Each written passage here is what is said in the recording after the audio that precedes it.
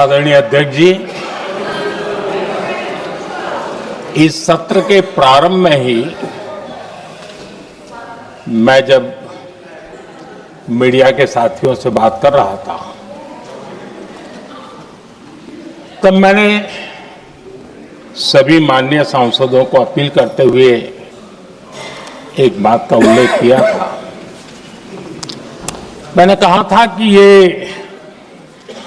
सत्र भारत के विजयोत्सव का सत्र है।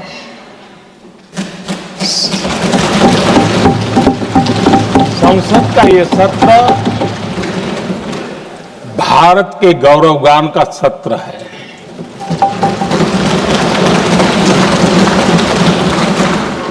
आदरणीय अध्यक्ष जी,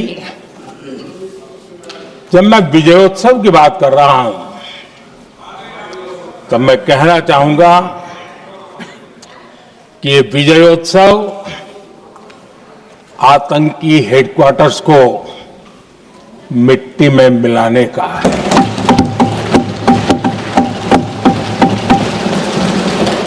जब मैं विजयोत्सव कहता हूं तो ये विजयोत्सव सिंदूर की सौगंध पूरा करने का है।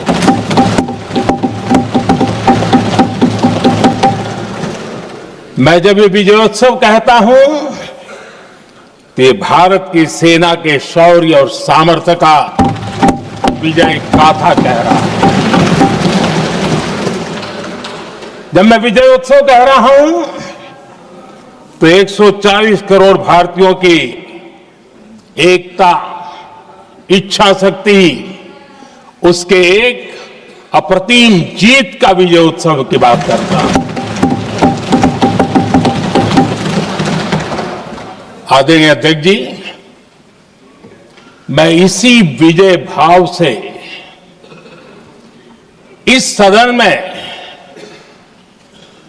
भारत का पक्ष रखने के लिए खड़ा हुआ।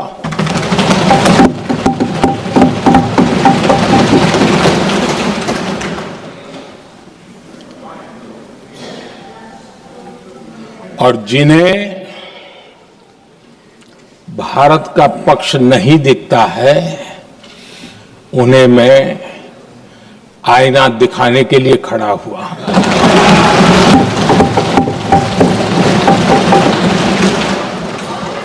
आदरणीय अध्यक्ष जी, मैं 140 करोड़ देशवासियों की भावनाओं में अपना स्वर मिलाने के लिए उपस्थित हुआ हूं। ये 140 करोड़ देशवासियों की भावना की जो गूंज है, जिस सदन में सुनाई दी है, मैं उसे अपना एक स्वर मिलाने खड़ा हुआ। आदरणीय अध्यक्ष जी, ऑपरेशन सिंदूर के दरमियान जिस प्रकार से देश के लोगों ने मेरा साथ दिया, मुझे आशीर्वाद दिए, देश की जनता मुझ पर कर्ज है। मैं देशवासियों का आभार व्यक्त करता हूं। मैं देशवासियों का अभिनंदन करता हूं। आदरणीय अध्यक्ष जी, 22 अप्रैल को पहलगाम में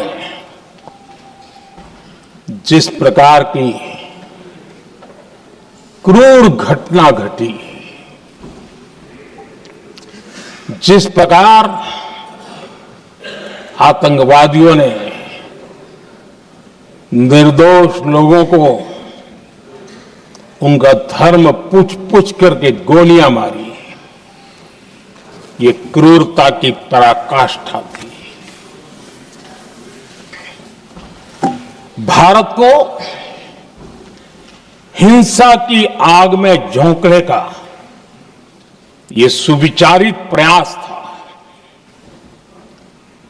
भारत में दंगे फैलाने की ये साजिश थी। मैं आज देशवासियों का धन्यवाद करता हूं कि देश ने एकता के साथ उस साजिश को नाकाम कर दिया।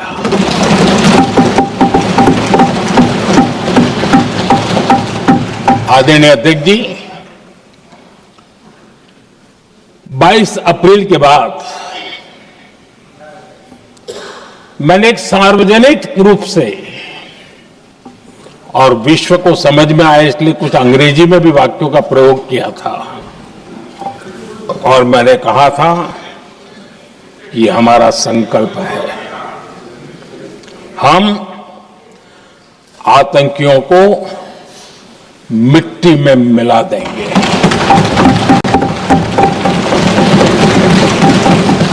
और मैंने सार्वजनिक रूप से कहा था, सजा उनके आकाओं को भी होगी और कल्पना से भी बड़ी सजा मिलेगी।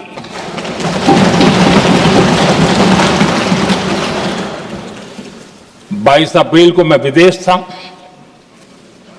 मैं तुरंत लौट के आया और आने के तुरंत बाद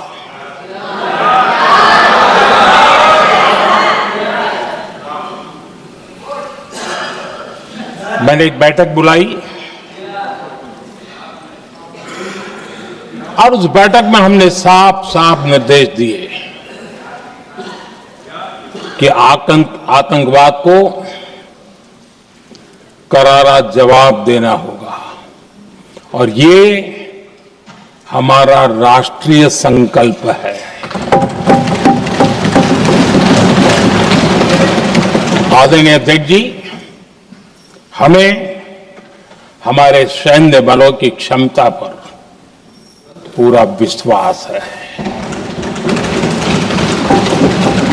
पूरा भरोसा है उनकी क्षमता पर, उनके सामर्थ्य पर, उनके साहस पर। सेना को कार्रवाई की खुली छूट दे दी गई और यह भी कहा गया कि सेना तय करें कब, कहां, कैसे, किस प्रकार से। ये सारी बातें उस मीटिंग में साफ साफ कह दी गई और कुछ बातें उसमें से मीडिया में शायद रिपोर्ट भी हुई है।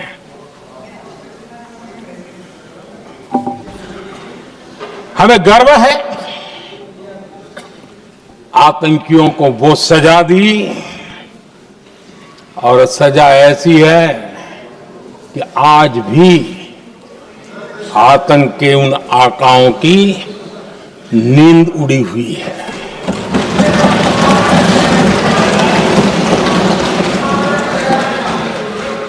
आदरणीय अध्यक्ष जी, मैं हमारी सेना की सफलता के उससे जुड़े भारत के उस पक्ष को सदन के माध्यम से देशवासियों के सामने रखना चाहता हूं। पहला पक्ष, पहलगाम हमले के बाद से ही पाकिस्तानी सेना को अंदाजा लग चुका था कि भारत कोई बड़ी कार्रवाई करेगा। उनके तरफ से न्यूक्लियर की धमकियों के भी बयान आना शुरू हो चुके थे। भारत ने 6 मई रात और 7 मई सुबह जैसा तय किया था वैसी कार्रवाई की और पाकिस्तान कुछ नहीं कर पाया। 22 मिनट में 22 अप्रैल का बदला निर्धारित लक्ष्य के साथ हमारी सेना ने ले लिया। दूसरा पक्ष, आदरणीय अध्यक्ष जी, पाकिस्तान के साथ हमारी लड़ाई तो कई बार हुई है, लेकिन ये पहली ऐसी भारत की रणनीति बनी कि जिसमें पहले जहां कभी नहीं गए थे वहां हम पहुंचे, पाकिस्तान के कोने कोने में आतंकी अड्डों को धुआं धुआं कर दिया गया।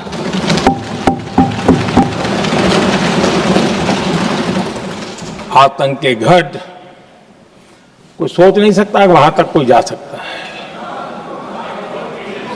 बहावलपुर और मुर्ग के उसको भी जमीन दोस्त कर दिया गया। आदरणीय अध्यक्ष जी, हमारे सेनाओं ने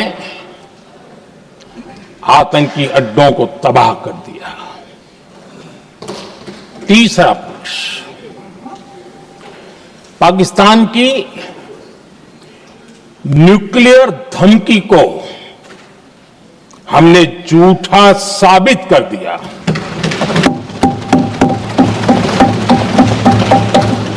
भारत ने सिद्ध कर दिया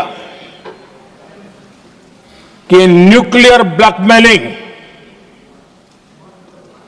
अब नहीं चलेगा और न ही ये न्यूक्लियर ब्लैकमेलिंग के सामने भारत झुकेगा। आदरणीय अध्यक्ष जी, चौथा पक्ष, भारत ने दिखाई अपनी तकनीकी क्षमता। पाकिस्तान के सीने पर सटीक प्रहार किया। पाकिस्तान के एयरबेस एसेट्स को भारी नुकसान हुआ और आज तक उनके कई एयरबेस आईसीयू में पड़े हैं। आज टेक्नोलॉजी आधारित युद्ध का युग है। ऑपरेशन सिंदूर इस महारत में भी सफल सिद्ध हुआ है।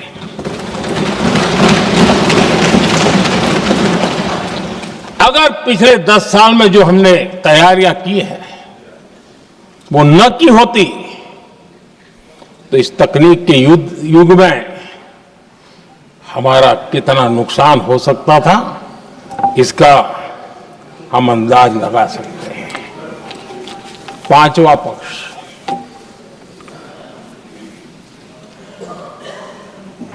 ऑपरेशन सिंदूर के दरमियान पहली बार हुआ जब आत्मनिर्भर भारत की ताकत को दुनिया ने पहचाना। Made in India drone, made in India missile ने पाकिस्तान के हथियारों की पोल खोल करके रख दी।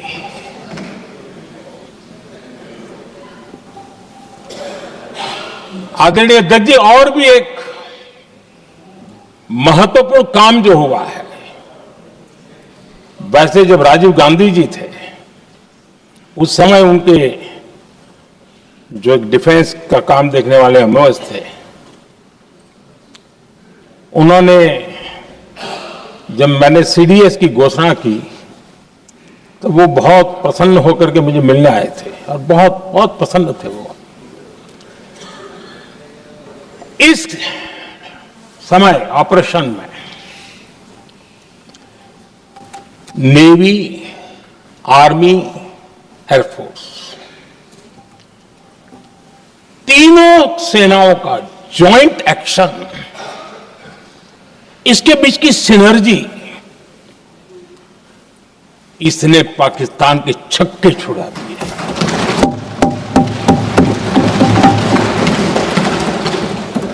आदरणीय अध्यक्ष जी, आतंक की घटनाएं पहले भी देश में होती थी, लेकिन पहले आतंकवादियों के मास्टरमाइंड निश्चिंत होते थे और वो आगे की तैयारी में लगे रहते थे। उनको पता था कुछ नहीं होगा। लेकिन अब स्थिति बदल गई है। अब हमले के बाद मास्टरमाइंड को नींद नहीं आती। उनको पता है कि भारत आएगा और मार के जाएगा।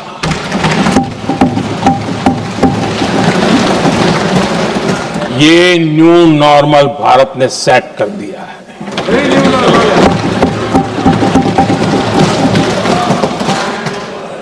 आदरणीय अध्यक्ष जी, दुनिया ने देख लिया कि हमारी कार्यवाही का दायरा कितना बड़ा, स्केल कितना बड़ा। सिंदूर से लेकर के सिंधु तक पाकिस्तान पर कार्रवाई की है। ऑपरेशन सिंदूर ने तय कर दिया कि भारत में आतंकी हमले की, उसके आकाओं को और पाकिस्तान को भारी कीमत चुकानी पड़ेगी। अब ऐसे ही नहीं जा सकते। आदरणीय अध्यक्ष जी, ऑपरेशन सिंदूर से स्पष्ट होता है कि भारत ने 3 सूत्र तय किए हैं।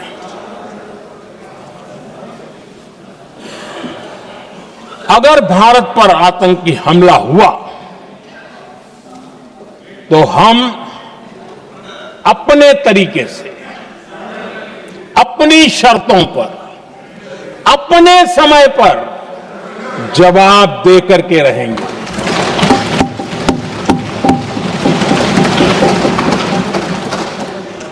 दूसरा,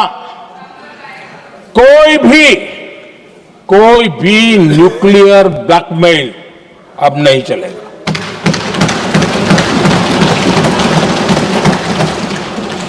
और तीसरा, हम आतंक की सरपरस्त सरकार और आतंक के आकाओं, उनको अलग अलग नहीं देखेंगे।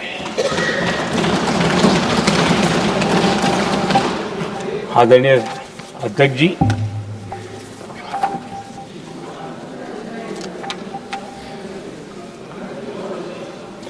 यहां पर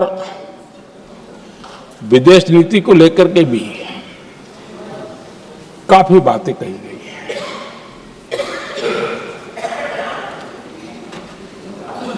दुनिया के समर्थन को लेकर के भी काफी बातें कही गई हैं। मैं आज सदन में कुछ बातें पूरी स्पष्टता से कह रहा हूं। दुनिया में किसी भी देश ने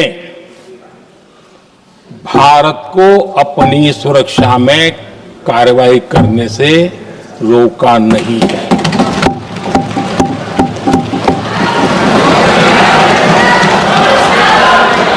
संयुक्त राष्ट्र 193 कंट्रीज,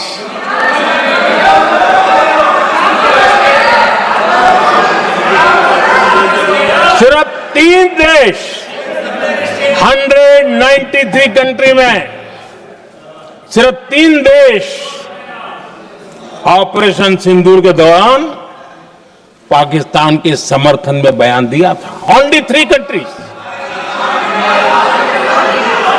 क्वाड हो, ब्रिक्स हो, फ्रांस, रूस, जर्मनी, कोई भी देश का नाम ले लीजिए, तमाम देश दुनिया भर से भारत को समर्थन मिला है।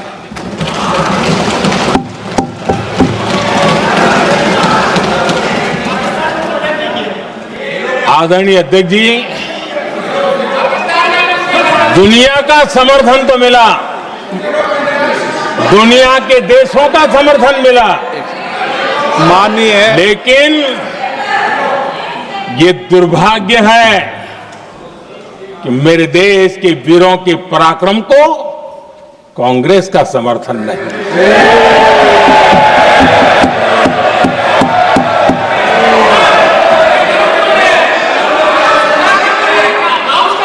22 अप्रैल के बाद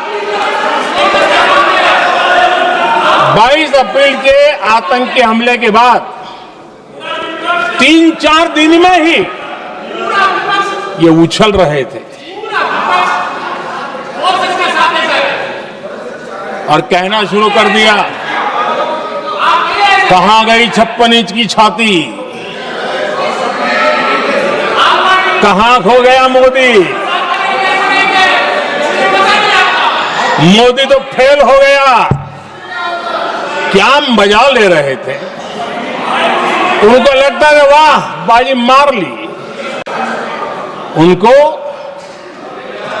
पहलगाम के निर्दोष लोगों की हत्या में भी वो अपनी राजनीति तराशते थे।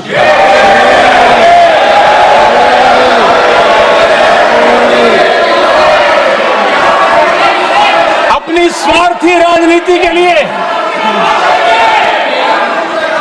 मुझ पर निशाना साध रहे थे, लेकिन उनकी ये बयानबाजी, इनका छिछोरापन देश के सुरक्षा बलों का मनोबल गिरा रहा था।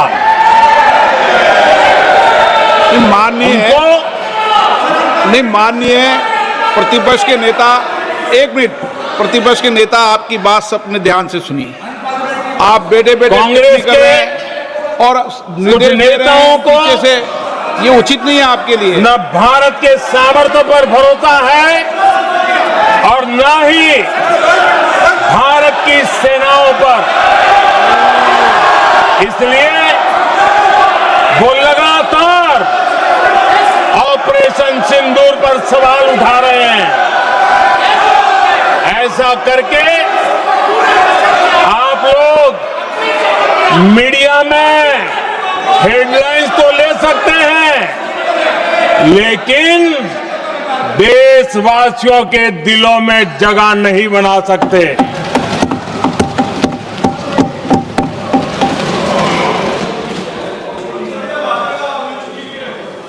आदरणीय सभापति जी, आदरणीय अध्यक्ष जी, 10 मई को भारत ने ऑपरेशन सिंदूर के तहत हो रहे एक्शन को रोकने की घोषणा की। इसको लेकर यहां भांति भांति की बातें कही गई। ये वही प्रोपेगेंडा है जो सीमा पार से फैलाया गया है। कुछ लोग सेना द्वारा दिए गए तथ्यों की जगह पाकिस्तान के झूठ प्रचार को आगे बढ़ाने में जुटे हुए हैं।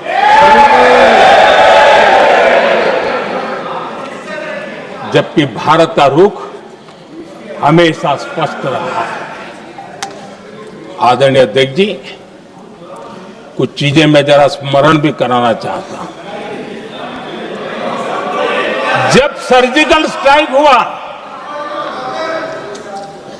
उस समय हमने लक्ष्य तय किया था, हमारे जवानों को तैयार करके कि हम उनके इलाके में जाकर के आतंकियों के जो लॉन्चिंग पैड है उनको नष्ट करेंगे।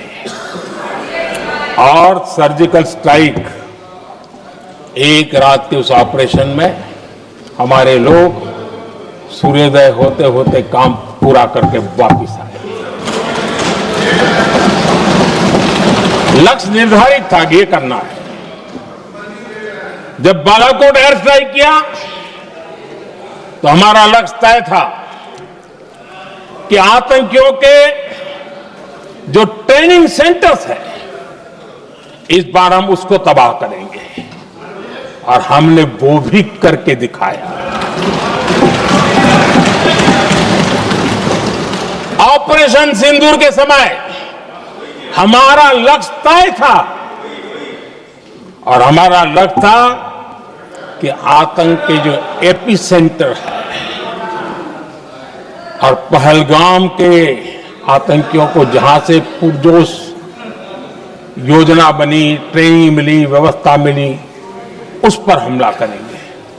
हमने उनके नाभि पर हमला कर दिया।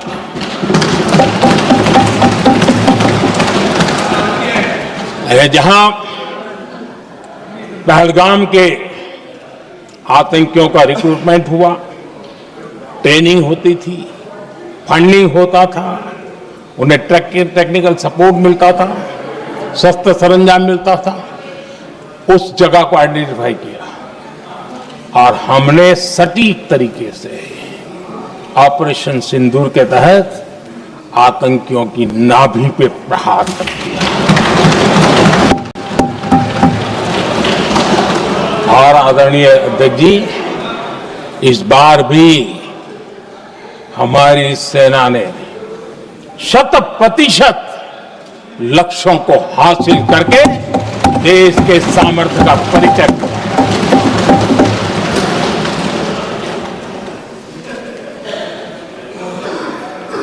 कुछ लोग जानबूझ करके कुछ चीजें भूलने में इंटरेस्टेड होते हैं।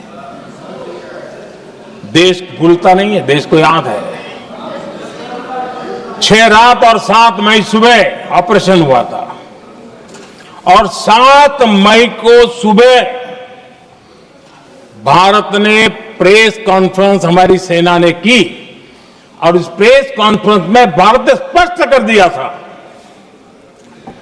और पहले दिन से क्लियर था कि हमारा लक्ष्य है आतंकियों के आका, आतंकियों की जो व्यवस्थाएं जहां से होती है वो और उनके अड्डे, उनको हम ध्वस्त करना चाहते थे और हमने प्रेस कॉन्फ्रेंस में कह दिया था, हमने हमारा काम कर दिया है, हमने जो तय किया था पूरा कर दिया है।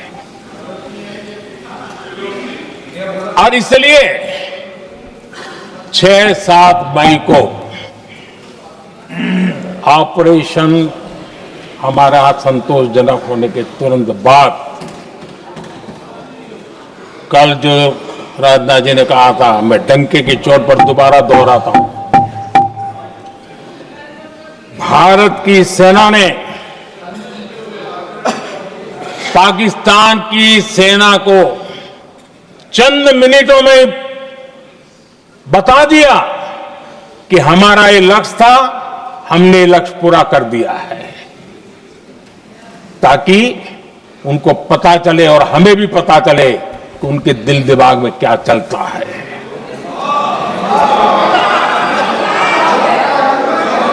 हमने अपना लक्ष्य 100% हासिल कर लिया था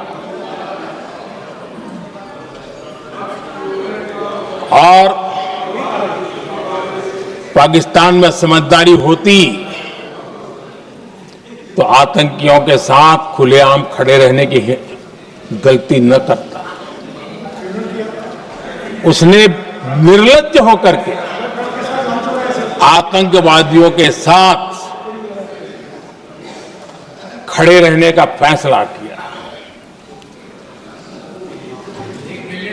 हम पूरी तरह तैयार थे, हम भी मौके की तलाश में थे, लेकिन हमने दुनिया को बताया था कि हमारा लक्ष्य आतंकवाद है, आतंकवादी आका है, आतंकवादी ठिकाने हैं, वो हमने पूरा कर दिया। लेकिन जब पाकिस्तान ने आतंकियों की मदद में आने का फैसला किया और मैदान में उतरने की हरकत की, तो भारत की सेना ने सालों तक याद रह जाए ऐसा करारा जवाब दे करके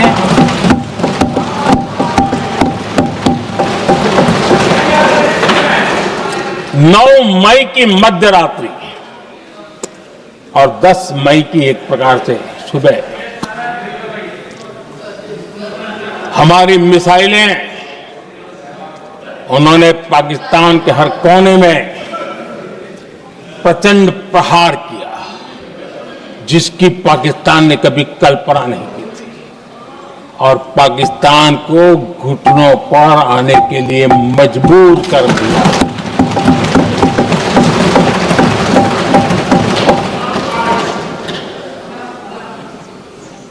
और आपने टीवी में भी देखा है, वहां से क्या बयान आते थे।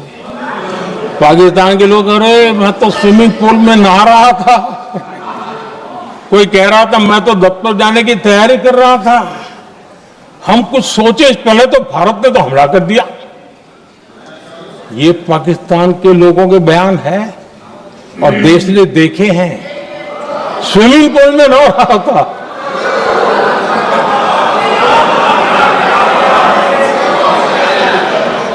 और जब इतना कड़ा प्रहार हुआ, पाकिस्तान ने कभी सोचा तक नहीं था, तब जाकर के पाकिस्तान ने फोन करके डीजीएमओ के सामने फोन करके गुहार लगाई, बस करो, बहुत मारा, अब ज्यादा मार झेलने की ताकत नहीं है, प्लीज हमला रोक दो।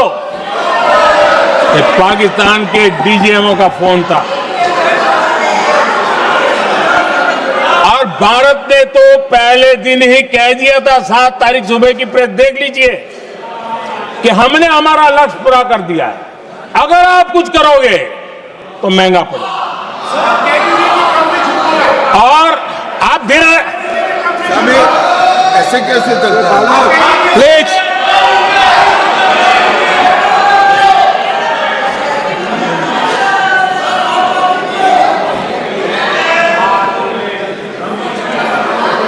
मैं आज दोबारा कह रहा हूं, ये भारत की स्पष्ट नीति थी, सुविचारित नीति थी, सेना के साथ मिलकर के तय की हुई नीति थी, और वे ये थी कि हम आतंक, उनके आका, उनके ठिकाने, ये हमारा लक्ष्य है। और हमने कहा, पहले दिन प्रेस कॉन्फ्रेंस में कहा है कि हमारा एक्शन नॉन एक्सेलेटरी है, ये हमने कह करके किया है। और इसके लिए साथियों हमने हमला रोका। अध्यक्ष जी, दुनिया के किसी भी नेता ने भारत के ऑपरेशन रोकने के लिए नहीं कहा।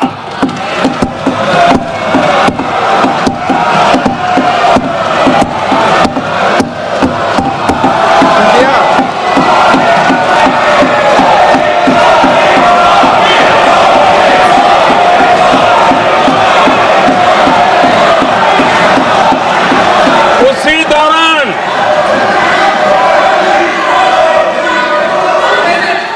9 तारीख को रात को अमेरिका के उपराष्ट्रपति जी ने मुझसे बात करने का प्रयास किया। वो घंटे भर कोशिश कर रहे थे, लेकिन मेरी सेना के साथ मीटिंग चल रही थी, तो मैंने उनका फोन उठा नहीं पाया। बाद में मैंने उनको कॉल बैक किया। मैंने कहा कि आपका फोन था, 3-4 बार आपका फोन आ गया, क्या है? तो अमेरिका के उपराष्ट्रपति जी ने मुझे फोन पे बताया कि पाकिस्तान बहुत बड़ा हमला करने वाला है, ये उन्होंने मुझे बताया।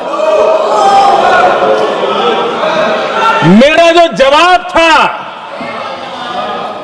जिनको समझ नहीं आता है उनको तो नहीं आएगा,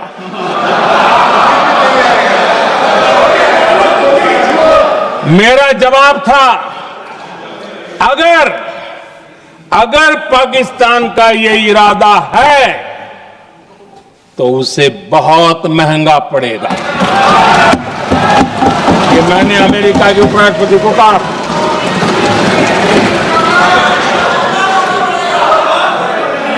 पाकिस्तान हमला करेगा तो हम बड़ा हमला कर करके जवाब देंगे।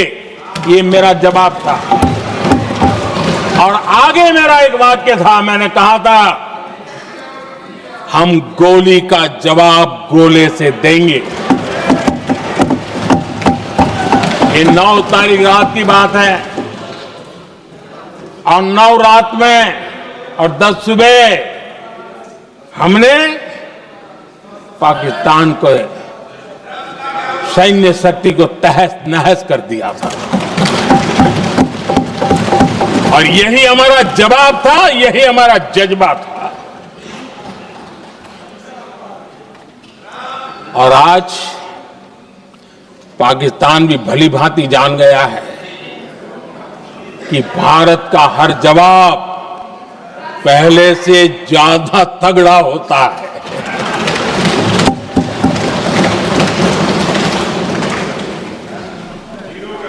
उसे यह भी पता है कि अगर भविष्य में नौबत आई तो भारत आगे कुछ भी कर सकता है।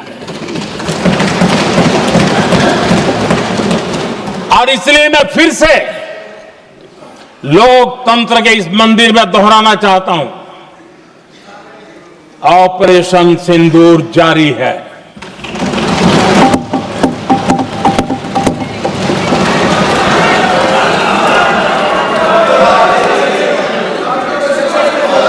पाकिस्तान ने दुस्साहस की अगर कल्पना की तो उसे करारा जवाब दिया जाएगा।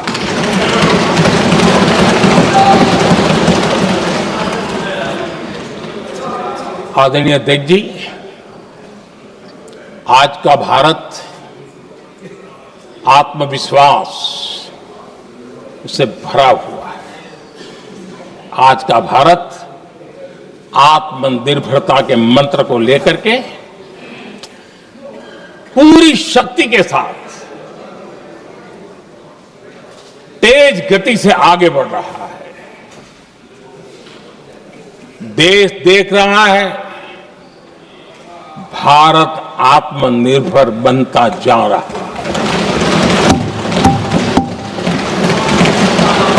लेकिन देश ये भी देख रहा है कि एक तरफ तो भारत आत्मनिर्भरता की ओर तेज गति से आगे बढ़ रहा है, लेकिन कांग्रेस मुद्दों के लिए पाकिस्तान पर निर्भर होती जा रही है।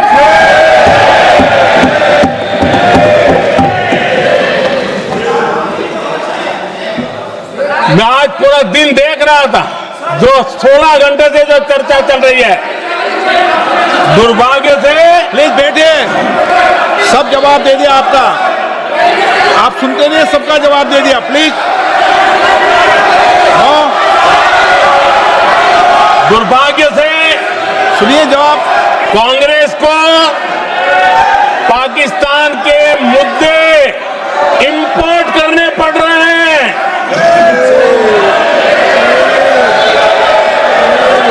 आदरणीय अध्यक्ष जी, आज के वॉरफेयर में इंफॉर्मेशन और नैरेटिव्स की प्लीज बैठिए। बहुत बड़ी भूमिका है।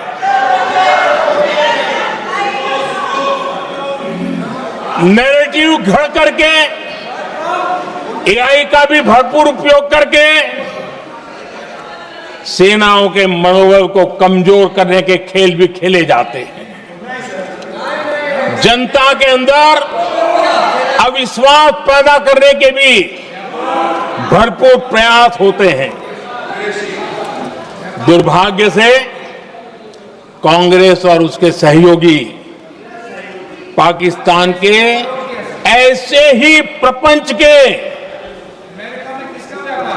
प्रवक्ता बन चुके हैं।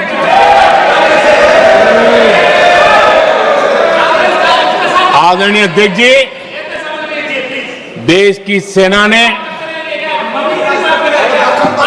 आदरणीय अध्यक्ष जी, ये तरीका है देश की सेना ने, बैठिए बैठिए।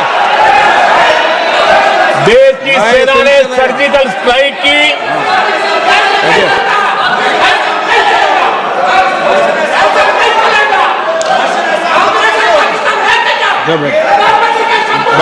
बैठिए।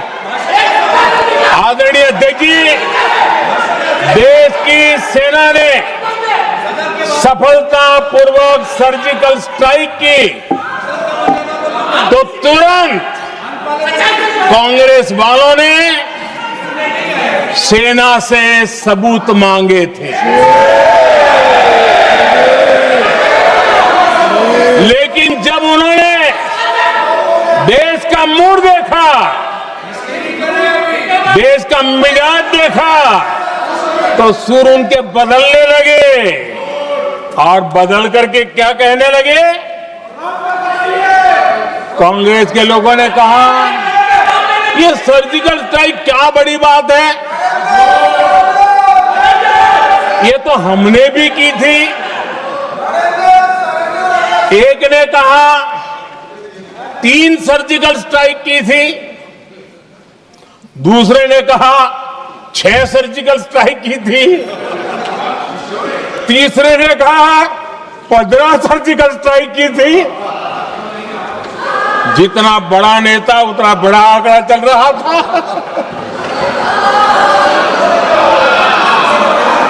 आदरणीय अध्यक्ष जी, इसके बाद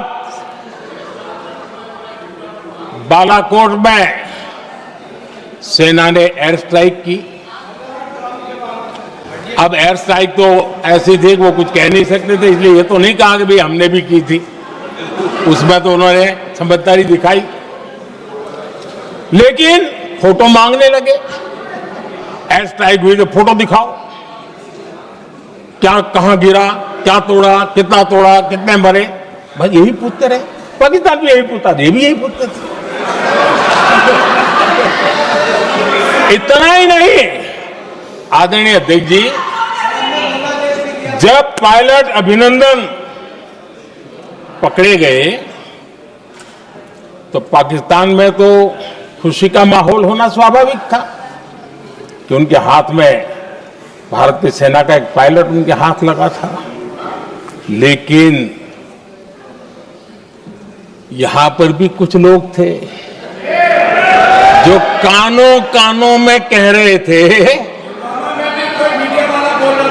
अब मोदी फंसा, अब अभिनंदन वहां है, मोदी ला करके दिखा दे, अब देखते हैं मोदी क्या करता है। और डंके की चोट पर अभिनंदन वापिस आए।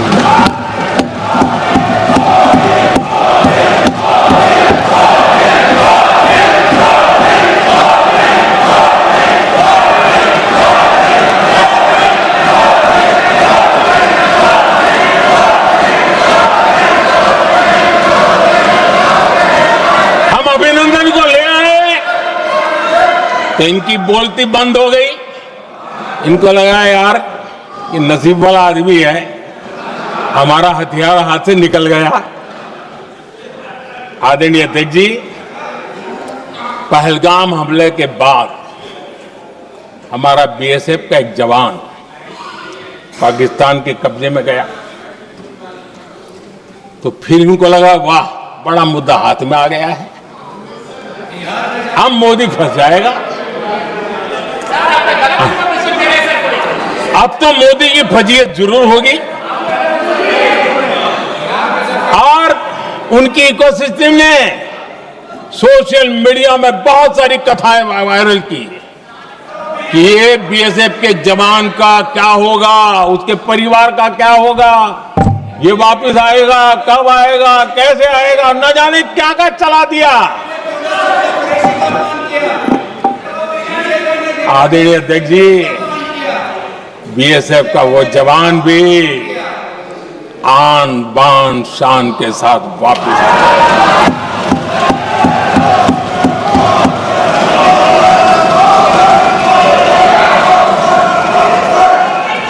आतंकवादी रो रहे हैं, आतंकवादियों के आका रो रहे हैं और उनको रोते देखकर यहां भी कुछ लोग रो रहे हैं।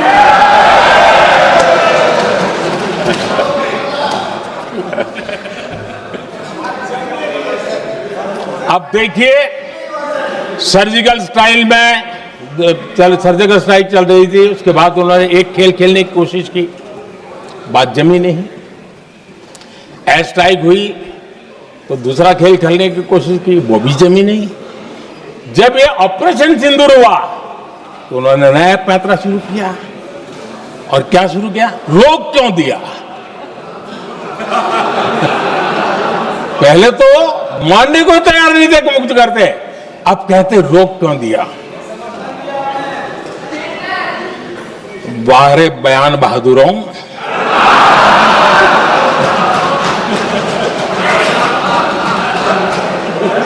आपको विरोध का कोई न कोई बहाना चाहिए, और इसलिए सिर्फ मैं नहीं, पूरा देश आप पर हंस रहा है।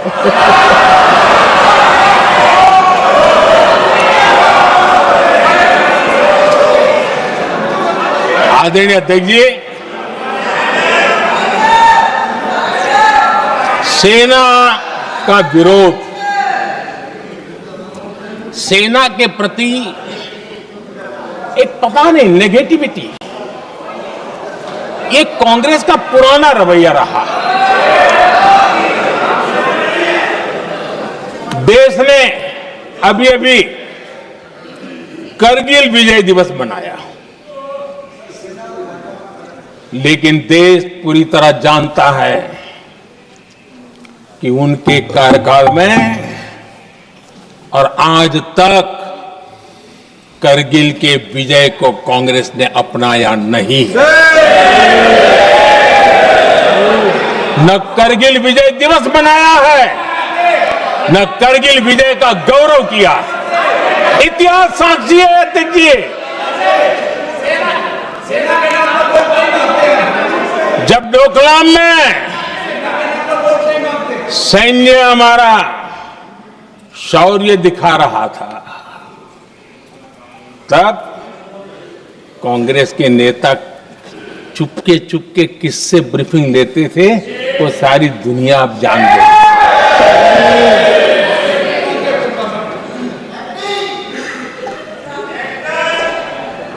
आप निकाल दीजिए पाकिस्तान के सारे बयान और यहां हमारा विरोध करने वाले लोगों के बयान, फुल स्टॉप कॉमा के साथ एक है।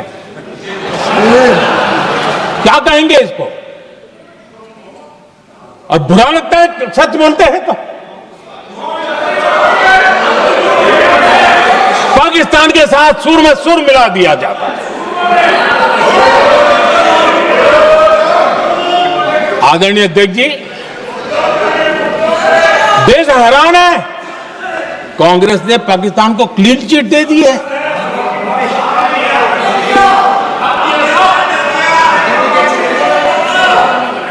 उनकी ये हिम्मत, और इनकी आदत जाती नहीं है, ये हिम्मत कि पहलगाम के आतंकी पाकिस्तानी थे, इसका सबूत दो।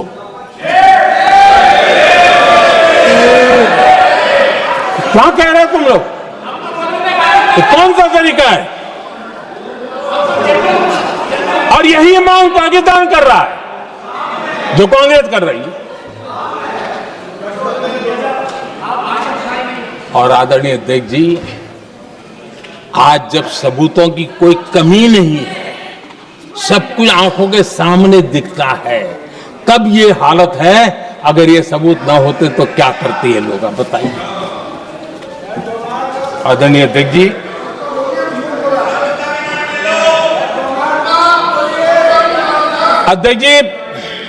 ऑपरेशन सिंदूर के एक पार्ट की तरफ तो चर्चा भी बहुत होती है, ध्यान भी जाता है, लेकिन देश के लिए कुछ गौरव की क्षणें होती हैं, ताकत के परिचय होता है, उसकी तरफ भी ध्यान जाना बहुत आकर्षित है। हमारे एयर डिफेंस सिस्टम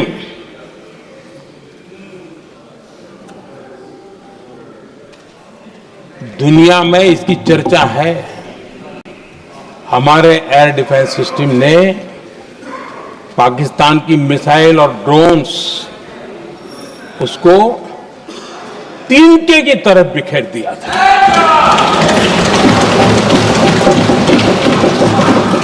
आदरणीय अध्यक्ष जी, मैं एक आंकड़ा आज बताना चाहता हूं, पूरा देश गर्व से भर जाएगा। कुछ लोगों का क्या होगा मैं नहीं जानता, पूरा देश गर्व से भर जाएगा। 9 मई को पाकिस्तान ने करीब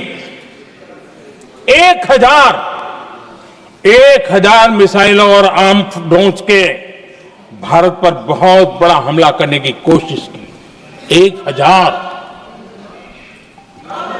ये मिसाइलें भारत के किसी भी हिस्से पर गिरती तो वहां भयंकर तबाही मचती,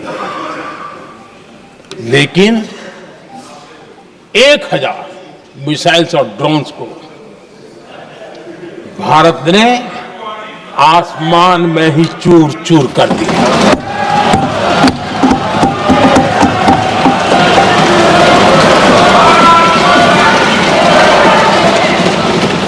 हर देशवासी को इससे गर्व हो रहा। लेकिन जैसे कांग्रेस के लोग इंतजार कर रहे थे, कुछ तो गड़बड़ होगी यार, मोदी मरेगा, कहीं तो फंसेगा।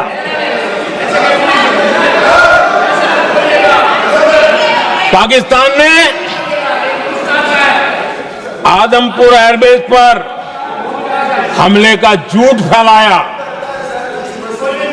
उस झूठ को बेचने की भरपूर कोशिश की, पूरी ताकत दी लगा दी। मैं अगले ही दिन आदमपुर पहुंचा और खुद जाकर के उनके झूठ को मैंने बेनकाब कर दिया। तब जाकर के उनको अकल ठिकाने लगी कि अब ये झूठ चलने वाला नहीं है। आदरणीय अध्यक्ष जी, जो हमारे छोटे दलों के साथी हैं, जो राजनीति में नए हैं, उनको कभी शासन में रहने का अवसर नहीं मिला, उनसे कुछ बातें निकलती मैं समझ सकता हूं। लेकिन कांग्रेस पार्टी ने इस देश में लंबे समय तक राज किया है, उसको शासन की व्यवस्थाओं का पूरा पता है, उन चीजों से वो निकले हुए लोग हैं, उनके लिए शासन व्यवस्था क्या होती इसकी समझ पूरी है, अनुभव है उनके पास। उसके बाद भी विदेश मंत्रालय तुरंत जवाब दे, उसको स्वीकारना नहीं। विदेश मंत्री जवाब दे, इंटरव्यू दे, बार बार बोले, उसको स्वीकारना नहीं। गृह मंत्री बोले, रक्षा मंत्री बोले, किसी पर भरोसा नहीं। जिसने इतने सालों तक राज किया, उनको देश की व्यवस्थाओं पर अगर भरोसा नहीं है, तब शक उठता है कि क्या हालत हो गई है इनकी। आदरणीय अध्यक्ष जी, अब कांग्रेस का भरोसा पाकिस्तान के रिमोट कंट्रोल से बनता है और बदलता है।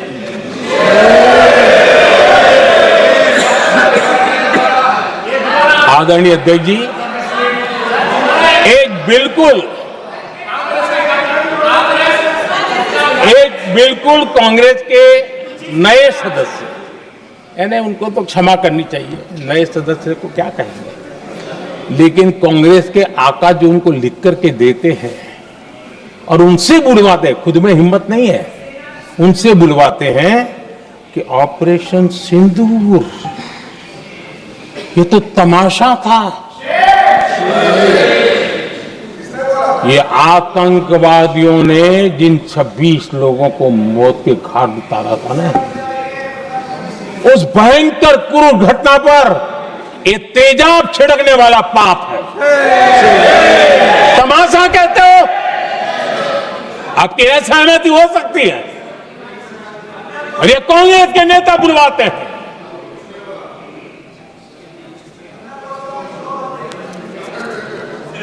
आदरणीय अध्यक्ष जी, पहलगाम के हमलावरों को कल हमारे सुरक्षा बलों ने ऑपरेशन महादेव करके अपने अंजाम तक पहुंचाया।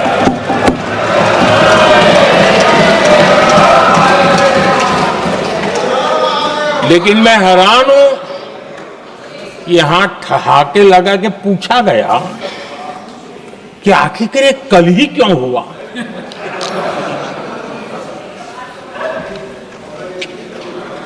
अब ये क्या हो गया है मुझे समझ नहीं आ रहा है। क्या ये ऑपरेशन के लिए कोई सावन महीने का सोमवार ढूंढा गया था क्या? क्या हो गया है इन लोगों को? हताशा, निराशा इस हद तक।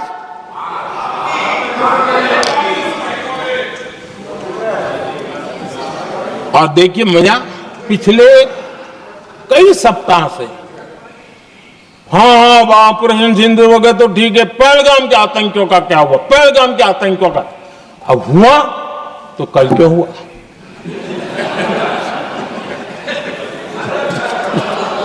और कल ही क्यों हुआ? क्या हाल है अध्यक्ष जी का। आदरणीय अध्यक्ष जी,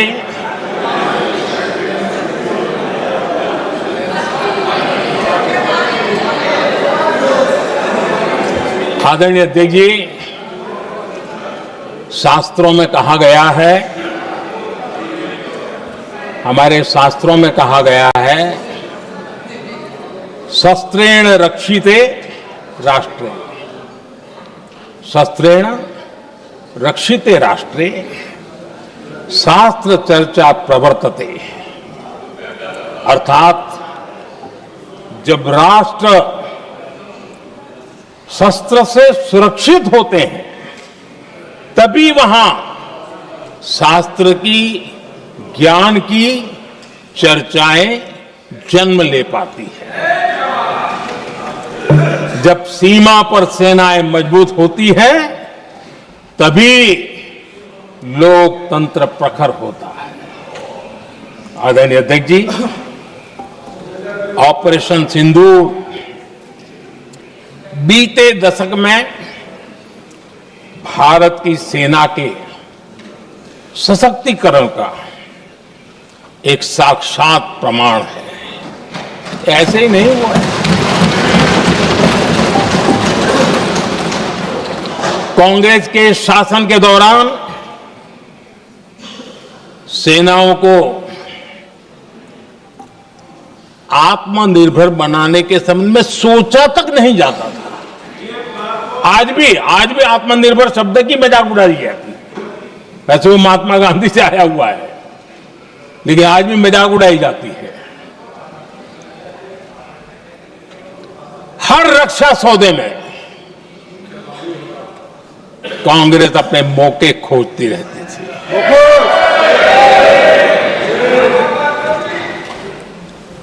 छोटे छोटे हथियारों को लिए विदेशों पर निर्भरता, ये इनका कार्यकाल रहा है। Bullet proof jacket, night vision camera तक नहीं होते थे। और लंबा लिस्ट है, जीप से शुरू होता है, बफो, हेलीकॉप्टर, हर चीज के साथ घोटाला जुड़ा हुआ है।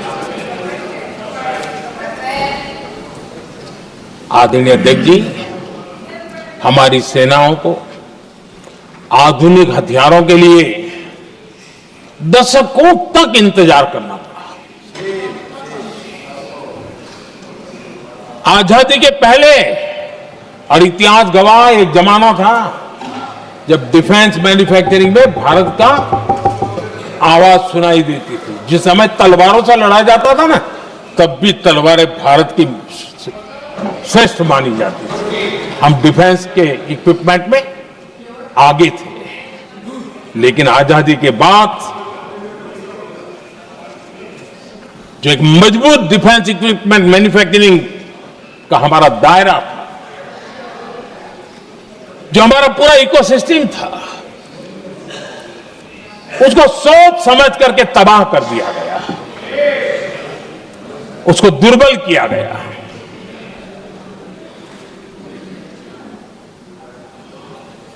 रिसर्च और मैन्युफैक्चरिंग के लिए रास्ते बंद कर दिए गए। अगर इसी नीति पर हम चलते तो भारत इस 21वीं सदी में ऑपरेशन सिंदूर के संबंध में सोच भी नहीं सकता। यह हालत करके रखा हुआ था उन्होंने। भारत को सोचना पड़ता कि अगर कोई एक्शन लेना है तो शस्त्र कहां से मिलेंगे, साधन कहां से मिलेगा, बारूद कहां से मिलेगा, समय पर मिलेगा या नहीं मिलेगा, बीच बचाव में रुकता नहीं जाएगा, ये टेंशन पालना पड़ता है।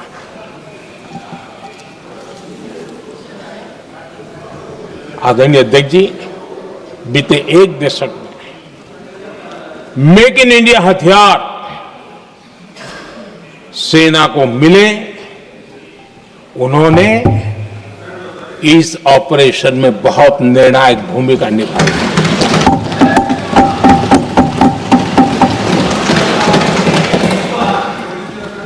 आदरणीय अध्यक्ष जी,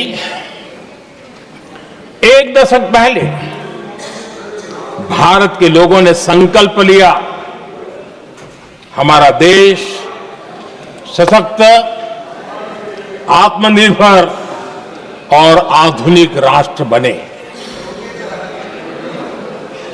रक्षा, सुरक्षा, हर क्षेत्र में बदलाव के लिए एक के बाद एक ठोस कदम उठाए गए, सीरीज ऑफ रिफॉर्म्स किए गए और देश में सेना में जो रिफॉर्म्स हुए हैं, जो आजादी के बाद पहली बार हुए। चीफ ऑफ डिफेंस स्टाफ की नियुक्ति, ये विचार कोई नया नहीं था, दुनिया में प्रयोग भी चलते हैं, भारत में निर्णय नहीं होते थे। हमने, ये बहुत बड़ा रिफॉर्म था, हमने किया और बहुत ही, मैं हमारी तीनों सेनाओं का अभिनंदन करता हूं कि इस व्यवस्था को उन्होंने दिल से सहयोग किया है, दिल से स्वीकार किया है। सबसे बड़ी ताकत ज्वाइंटनेस और इंटीग्रेशन की इस समय नेवी हो, एयरफोर्स हो, आर्मी हो, ये इंटीग्रेशन और ज्वाइंटनेस ने हमारी ताकत को अनेक गुना बढ़ा दिया और उसका परिणाम भी हमें नजर में आया है, ये हमने करके देखा है। सरकार की जो डिफेंस प्रोडक्शन की कंपनियां थी, उसमें हमने रिफॉर्म किए।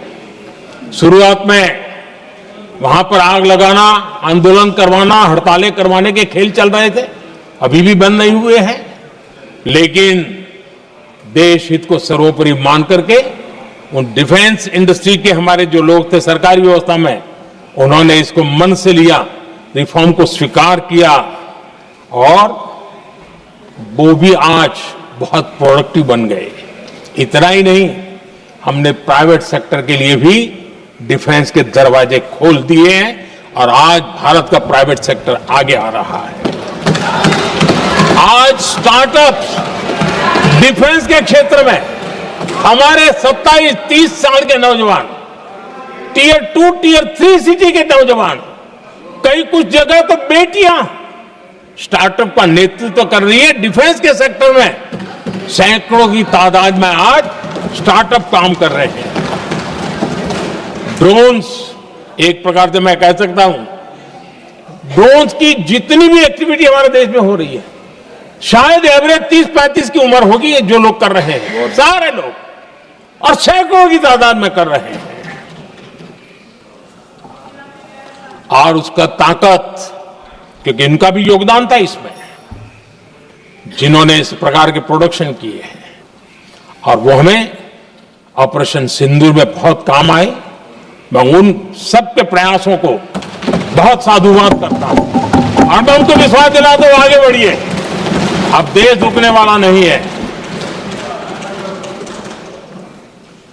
आदरणीय अध्यक्ष जी, डिफेंस सेक्टर में मेक इन इंडिया ये नारा नहीं था, हमने इसके लिए बजट पॉलिसी में जो परिवर्तन करना था, जो नए इनिशिएटिव ले रहे थे, वो नए इनिशिएटिव लिए।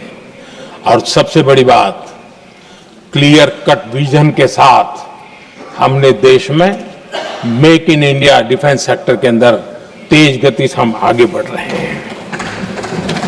आदरणीय अध्यक्ष जी, एक दशक में डिफेंस का बजट लगभग पहले से 3 गुना हुआ है।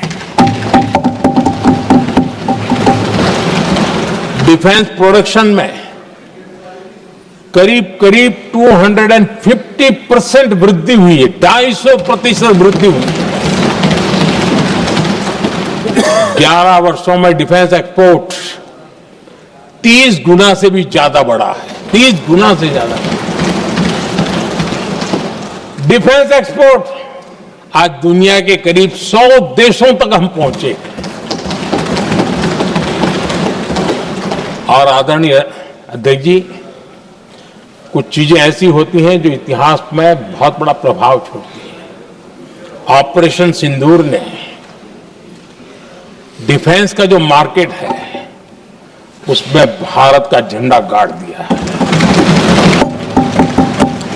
भारत के हथियारों की डिमांड आज बढ़ती चली जा रही है, मांग बढ़ रही है। ये भारत में उद्योगों को भी बल देगी, एमएसएमई को बल देगी, हमारे नौजवानों को रोजगार देगी और हमारे नौजवान अपनी बनाई चीजों से दुनिया में अपनी ताकत का प्रदर्शन कर पाएंगे। ये आज दिख रहा है, मैं देख रहा हूं। डिफेंस के क्षेत्र में जो आत्मनिर्भर भारत की दिशा में हम जो कदम उठा रहे हैं, मैं हैरान हूं। कुछ लोगों को आज भी तकलीफ हो रही है, जैसे उनका खजाना लूट गया। ये कौन सी मानसिकता है? देश को ऐसे लोगों को पहचानना होगा। आदरणीय अध्यक्ष जी, मैं स्पष्ट करना चाहता हूं, डिफेंस में भारत का आत्मनिर्भर होना ये आज की शस्त्रों की स्पर्धा में के काल में विश्व शांति के लिए भी जरूरी है।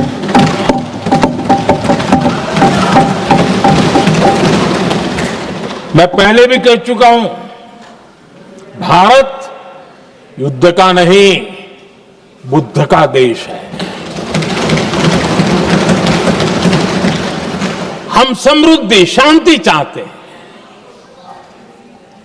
लेकिन हम ये कभी न भूले कि समृद्धि का और शांति का रास्ता शक्ति से ही गुजरता है।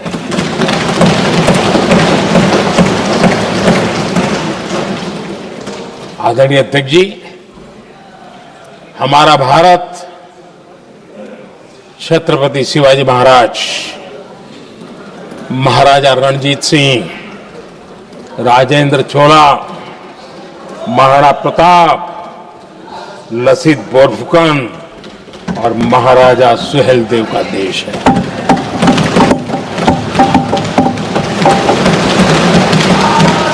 आदरणीय अध्यक्ष जी, हम विकास और शांति के लिए सामरिक सामर्थ्य पर भी फोकस करते हैं। आदरणीय अध्यक्ष जी, कांग्रेस के पास नेशनल सिक्योरिटी का विजन न पहले था और आज तो सवाल ही नहीं उठता है।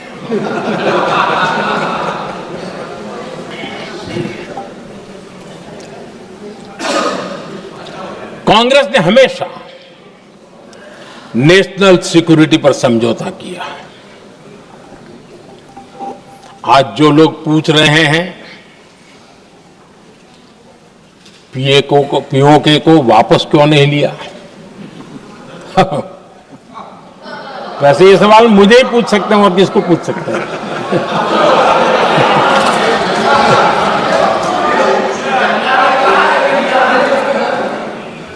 लेकिन इसके पहले जवाब देना होगा पूछने वालों को। किसकी सरकार ने पीओके पर पाकिस्तान को कब्जा करने का अवसर दिया? जवाब साफ है, जवाब साफ है। जब भी मैं नेहरू जी की चर्चा करता हूं तो कांग्रेस और उसका पूरा इकोसिस्टम बिलबिला जाता है। पता नहीं क्या है। आदरणीय अध्यक्ष जी, हम एक शेर सुना करते थे, मुझे ज्यादा इसका ज्ञान तो नहीं है लेकिन सुनते थे। लम्हों ने खता की और सदियों ने सजा पाई। आजादी के बाद से ही जो फैसले लिए गए उनकी सजा आज तक देश भुगत रहा है।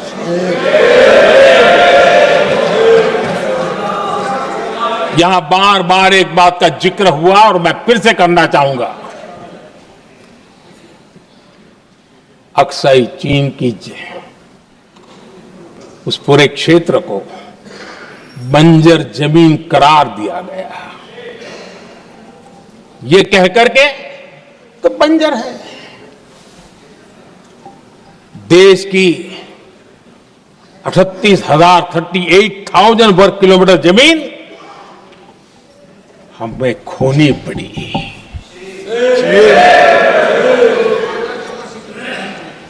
आदरणीय अध्यक्ष जी, मैं जानता हूं मेरी कुछ बातें चुभने वाली है। 1962 और 1963 के बीच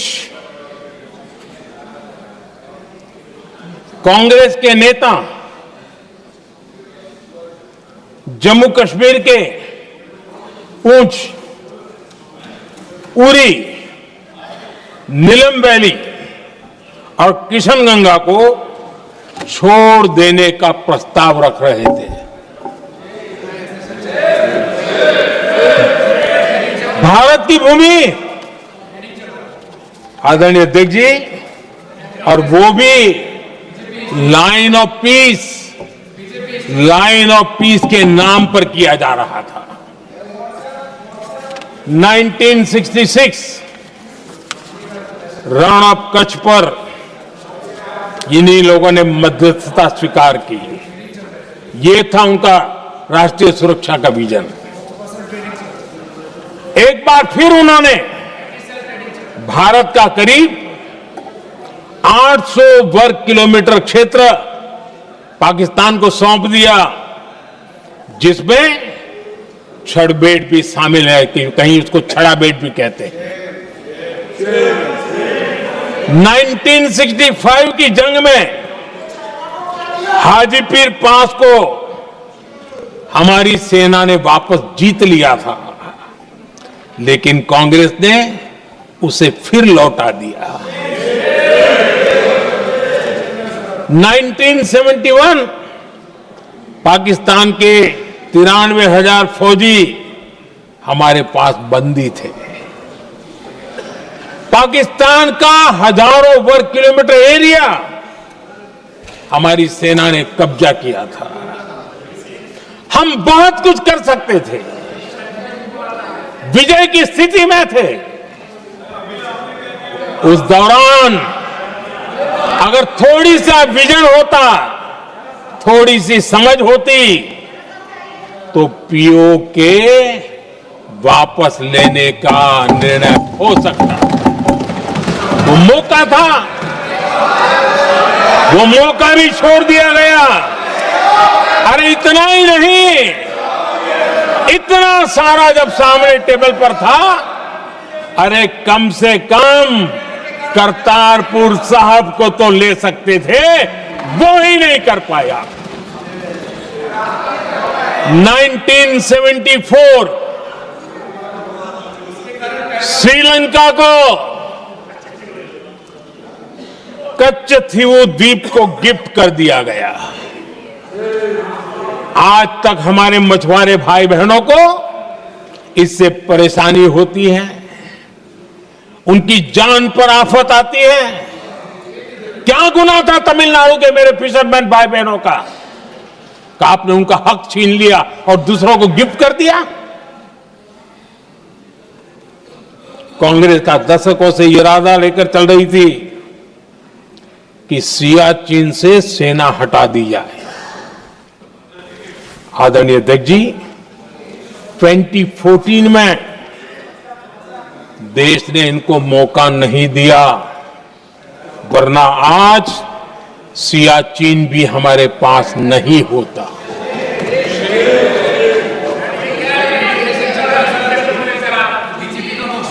आदरणीय अध्यक्ष जी, आजकल कांग्रेस के जो लोग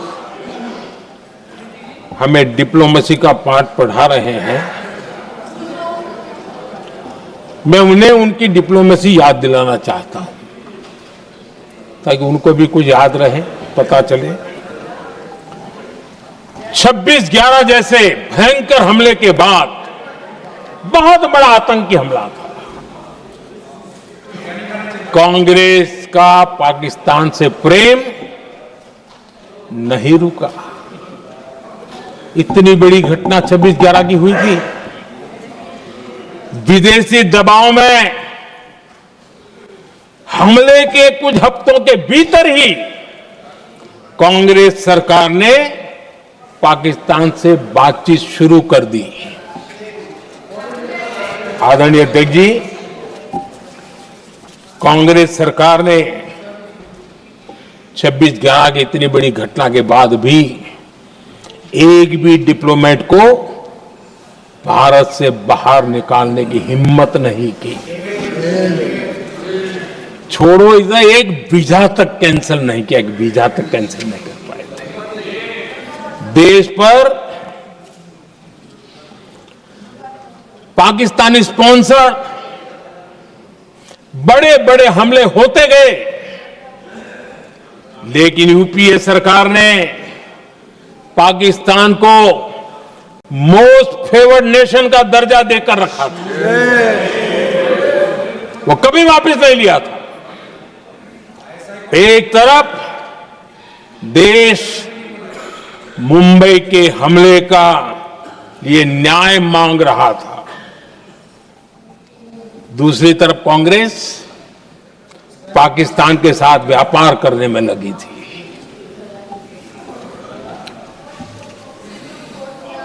पाकिस्तान वहां से खून की होली खेलने वाले आतंकियों को भेजते रहे,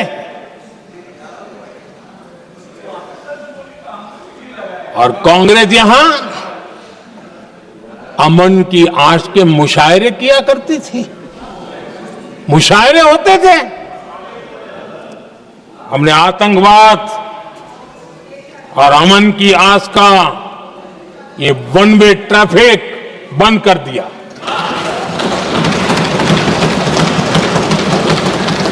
हमने पाकिस्तान का MFN का दर्जा रद्द किया, वीजा बंद किया। हमने अटारी वाघा बॉर्डर को बंद कर दिया। आदरणीय अध्यक्ष जी,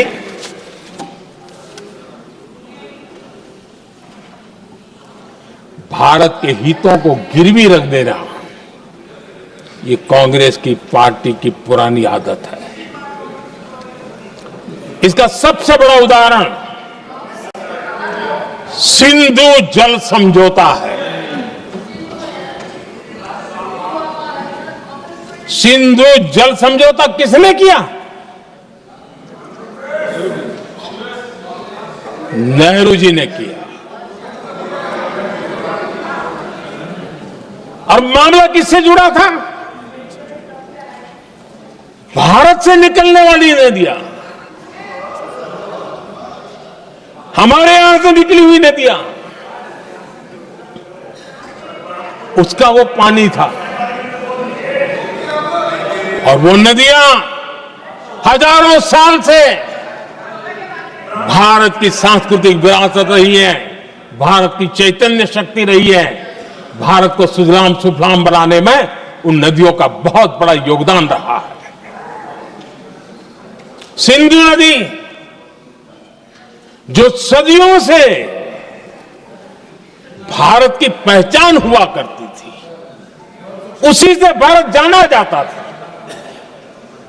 लेकिन नेहरू जी और कांग्रेस ने सिंधु और झेलम जैसी नदियों पर विवाद के लिए पंचायत किसको दी? वर्ल्ड बैंक को दी। वर्ल्ड बैंक फैसला करे क्या कर रहा है, नदी हमारी, पानी हमारा।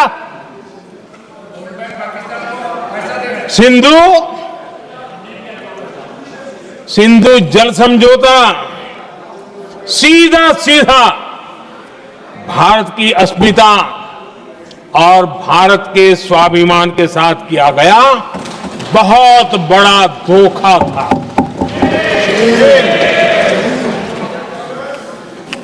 आदरणीय अध्यक्ष जी, आज के देश के युवा ये बात सुनते होंगे तो उनको भी आश्चर्य होगा कि ऐसे लोग थे हमारे देश का काम करते थे। नेहरू जी ने इस ट्रीटी करी और क्या किया, ये जो पानी था, जो नदियां थी, जो भारत से निकल रही थी, उन्होंने 80% पानी पाकिस्तान को देने के लिए वो राजी हो गए। और इतना बड़ा हिंदुस्तान, उसको सिर्फ 20% पानी। कोई मुझे समझाए भाई ये कौन सी बुद्धिमानी थी, कौन सा देश हित था, कौन सी डिप्लोमेसी थी, क्या हालत करके बना के रखा था आप लोगों ने। इतनी बड़ी आबादी वाला हमारा देश, हमारे यहां से निकलती हुई ये नदियां, और सिर्फ 20% पानी, और 80% पानी उन्होंने उसको दिया जो देश खुलेआम भारत को अपना दुश्मन करार कर देता रहा है, दुश्मन कहता रहा। और ये पानी पर किसका हक था? हमारे देश के किसानों का, हमारे देश के नागरिकों का, हमारा पंजाब, हमारा जम्मू कश्मीर, देश के एक बहुत बड़े हिस्से को इन्होंने पानी के संकट में धकेल दिया इस एक कारण से। और राज्यों के भीतर भी पानी के लेकर के आपस में संघर्ष पैदा हुई है, प्रतिस्पर्धा पैदा हुई, और उनका जिस पर हक था उस पर पाकिस्तान मौज करता रहा। और ये दुनिया में अपनी डिप्लोमेसी के पाठ पढ़ाते रहते हैं। आदरणीय अध्यक्ष जी, अगर ये ट्रीटी न होती तो पश्चिमी नदियों पर कई बड़ी परियोजनाएं बनती। पंजाब, हरियाणा, राजस्थान और दिल्ली, वहां के किसानों को भरपूर पानी मिलता, पीने के पानी की कोई समस्या नहीं रहती। औद्योगिक प्रगति के लिए भारत बिजली बना पाता। इतना ही नहीं, नेहरू जी ने इसके उपरांत करोड़ों रुपए भी दिए ताकि पाकिस्तान नहर बना सके।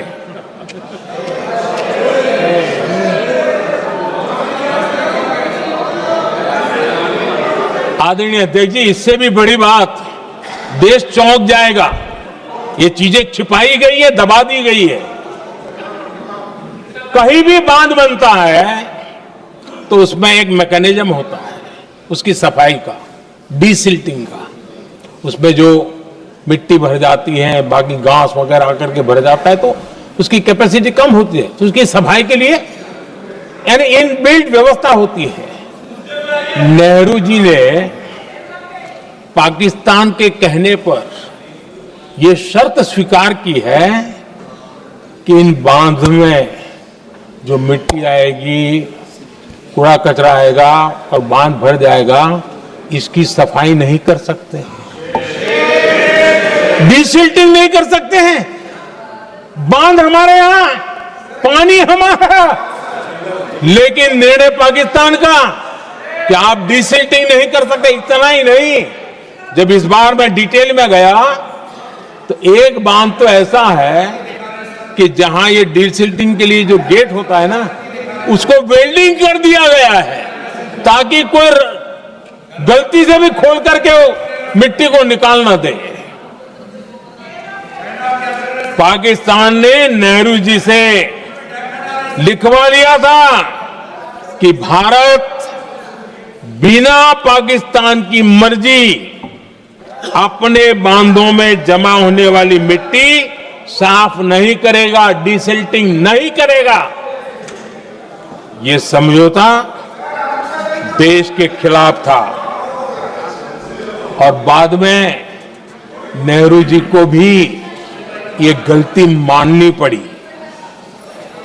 इस समझौते में निरंजन दास गुलाटी करके का सज्जन उसमें जुड़े हुए थे।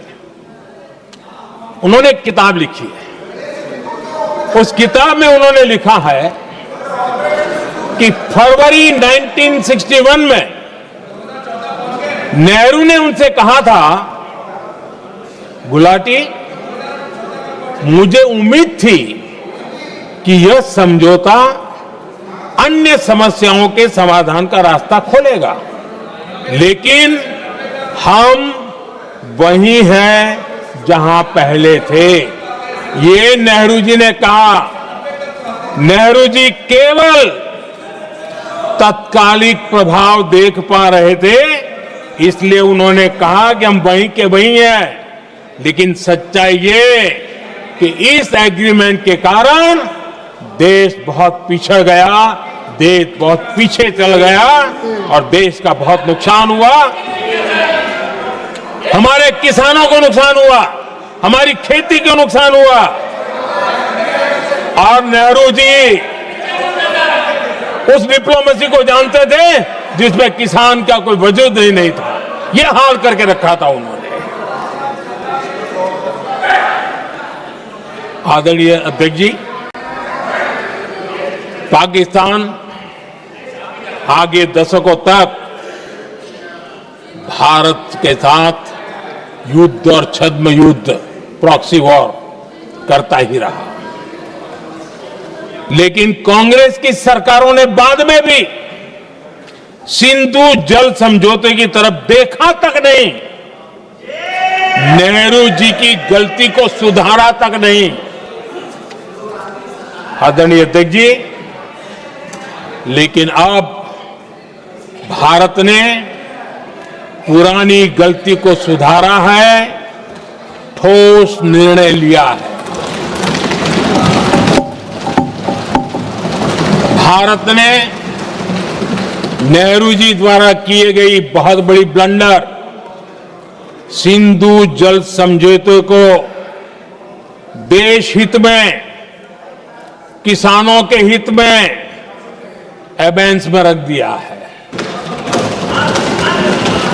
देश का अहित करने वाला ये समझौता अब इस रूप में आगे नहीं चल सकता। भारत ने तय कर दिया है, खून और पानी साथ साथ नहीं बह सकते।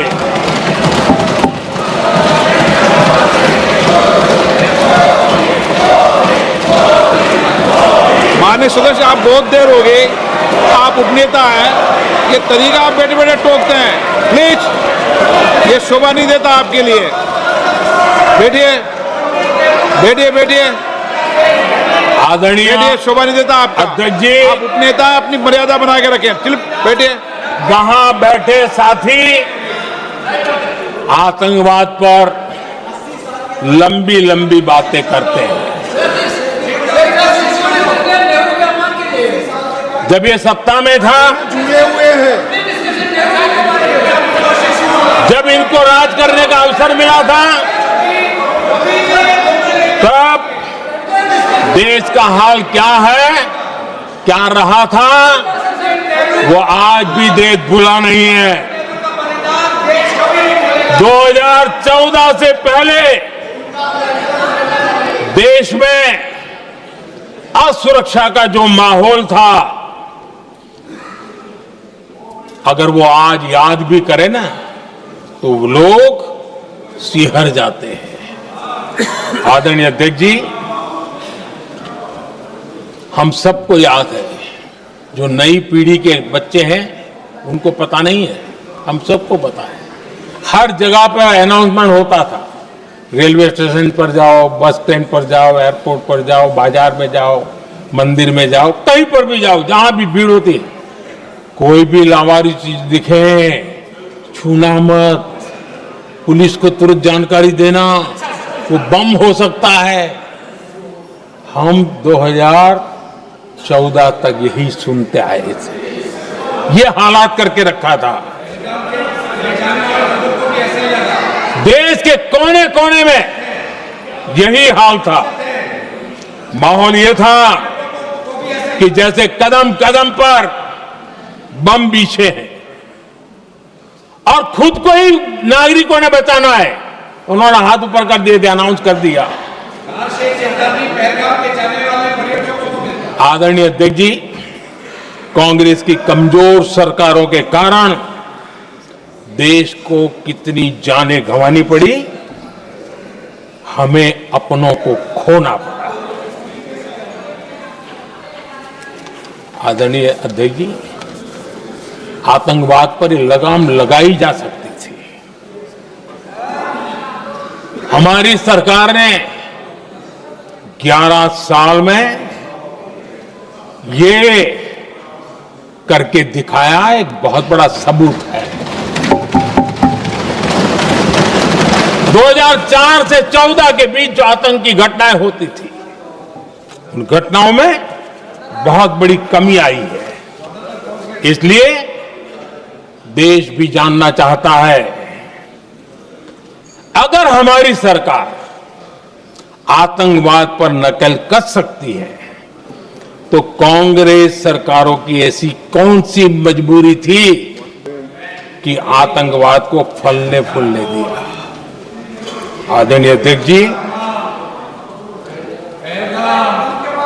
कांग्रेस के राज में आतंकवाद अगर फला फूला है, तो उसका एक बड़ा कारण इनकी तुष्टीकरण की राजनीति है, वोट बैंक की राजनीति है। जब दिल्ली में बाटला हाउस एनकाउंटर हुआ, कांग्रेस के एक बड़ी नेता के आंख में आंसू थे, आतंकवादी मारे गए इसके कारण। और वोट पाने के लिए इस बात को हिंदुस्तान के कोने कोने में पहुंचाया गया। आदरणीय अध्यक्ष जी, 2001 में देश की संसद पर हमला हुआ था। तब कांग्रेस के एक बड़े नेता ने अफजल गुरु को बेनिफिट ऑफ डाउट देने की बात कही थी। आदरणीय अध्यक्ष जी, मुंबई में 26/11 का इतना बड़ा आतंकी हमला हुआ, एक पाकिस्तानी आतंकी जिंदा पकड़ा गया। पाकिस्तान की मीडिया ने, दुनिया ने यह स्वीकार किया कि यह पाकिस्तानी है, लेकिन यहां कांग्रेस पार्टी इतना बड़ा पाकिस्तान का पाप, इतना बड़ा पाकिस्तानी आतंकी हमला, और ये क्या खेल खेल रहे थे? वोट बैंक की राजनीति के लिए क्या कर रहे थे? कांग्रेस पार्टी इसको भगवा आतंक सिद्ध करने में जुटी हुई है।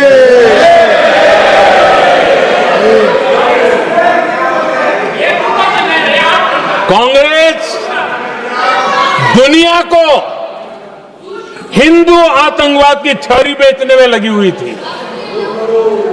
कांग्रेस के एक नेता ने अमेरिका के बड़े राजनयिक को यहां तक कह दिया था कि लश्कर-ए तोयबा से भी बड़ा खतरा भारत के हिंदू ग्रुप है। यह कहा गया था।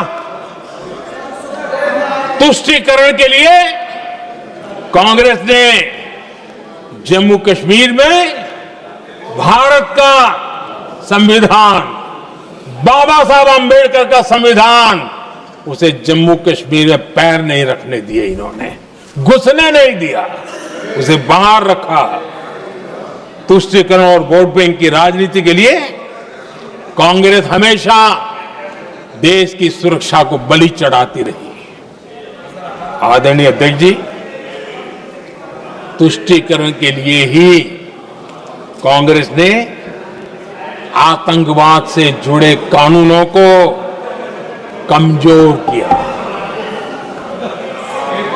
गृहमंत्री जी ने आज विस्तार से सदन में कहा है, इसलिए मैं इसको रिपीट करना नहीं चाहता। आदरणीय अध्यक्ष जी,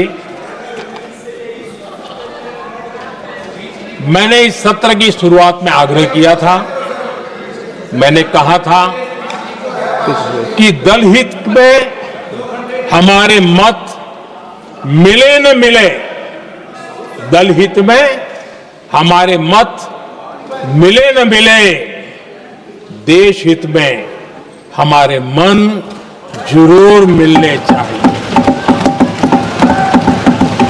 पहलगाम की विभीषिका ने हमें गहरे घाव दिए हैं, उसने देश को झकझोर दिया है। इसके जवाब में हमने ऑपरेशन सिंदूर किया तो सेनाओं के पराक्रम ने, हमारे आत्मनिर्भर अभियान ने देश में एक सिंदूर स्पिरिट पैदा किया है।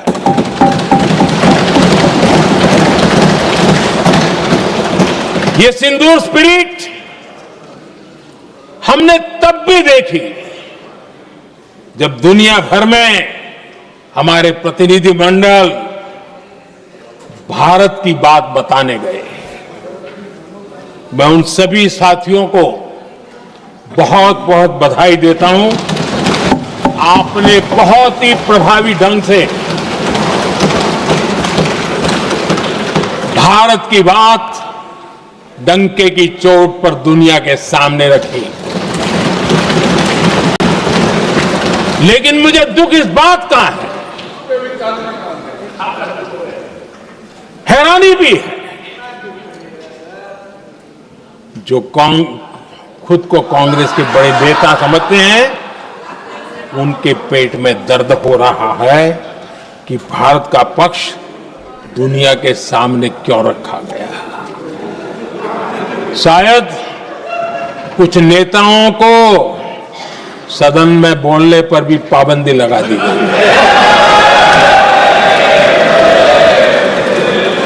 आदरणीय अध्यक्ष जी, इस मानसिकता से बाहर निकलने की जरूरत है।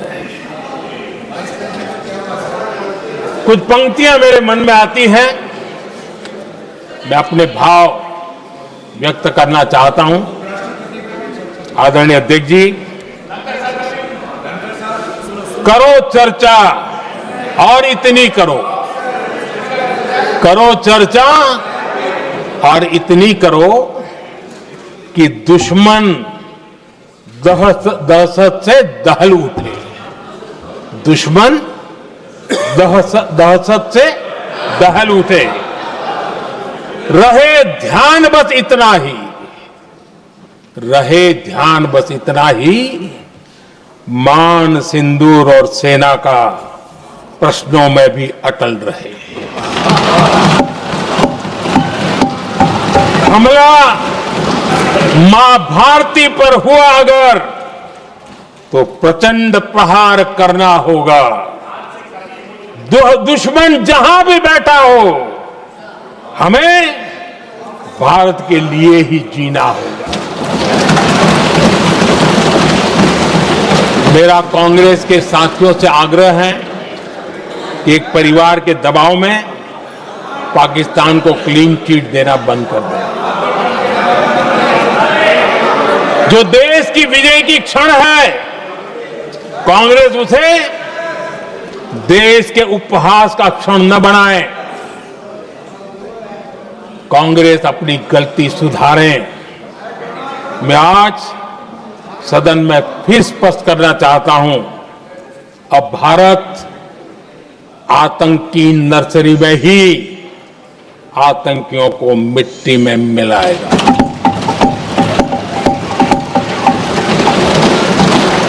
हम पाकिस्तान को भारत के भविष्य खेलने नहीं देंगे और इसलिए ऑपरेशन सिंदूर खत्म नहीं हुआ है, ऑपरेशन सिंदूर जारी है। और ये पाकिस्तान के लिए भी नोटिस है, वो जब तक भारत के खिलाफ आतंक का रास्ता रोकेगा नहीं, तब तक भारत एक्शन लेता रहेगा। भारत का भविष्य सुरक्षित और समृद्ध होगा, यही हमारा संकल्प है। इसी भाव के साथ मैं फिर से सभी सदस्यों को सार्थक चर्चा के लिए धन्यवाद देता हूं और आदरणीय अध्यक्ष जी, मैंने भारत का पक्ष रखा है, भारत के लोगों की भावनाओं को व्यक्त किया है। मैं सदन का फिर से आभार व्यक्त करता हूं। बहुत बहुत धन्यवाद।